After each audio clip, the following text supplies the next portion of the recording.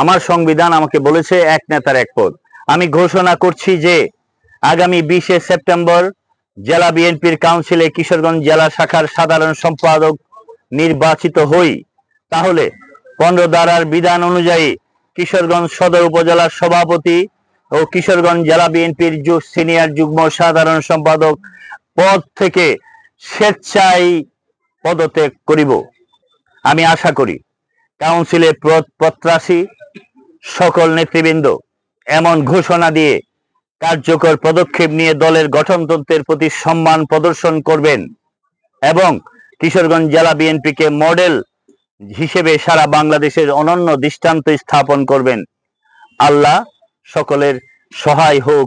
দেশনেত্রী বেগম খালেদা জিয়া জিন্দাবাদ। রাষ্ট্রনায়ক তারুণ্যের অহংকার তারেক রহমান জিন্দাবাদ। এটা আমি লিখেছি যে আগামী 20 তারিখে যখন এক নেতার এক পদ, অর্থাৎ আমি যদি 20 তারিখে সাধারণ সম্পাদক হই, তাহলে তো আমার পদ হয়ে যাবে 3টা। একটা তো এদিনই যাবে, আরেকটা থাকবে। আমি সেই দিন সেটা হওয়ার সাথে সাথে সেটা থেকেও আমি সরে দাঁড়াবো।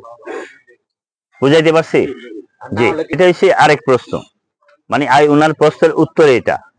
আর নির্বাচিত কেউ প্রার্থী হইলে পরে সে তো স্বপ্ন দেখে, স্বপ্নের মানুষ আমরা। আমি এই দলটা পরিচালনা করতেছে একটা কনস্টিটিউশনের মধ্যে। বাংলাদেশ যেমন পরিচালিত হচ্ছে একটা সংবিধানের মধ্য দিয়ে, আমাদের দলও একটা সংবিধান দিয়ে পরিচালিত হয়। আমি এখানে সংবিধানের সমস্ত ধারা উল্লেখ করেছি। আগামী 20 তারিখে যা কিছু হবে, আপনারা এই সংবিধানের বাইরে আমি কোনো কাজে যাব না। আমার সংবিধান আমাকে বলেছে এক নেতার এক পদ, আমি সেই পথেই হাঁটবো। সেটা হোক সভাপতি, হোক সেক্রেটারি, হোক আরো বড় কিছু, আমি সেই পথ চলার চেষ্টা করব ইনশাআল্লাহ।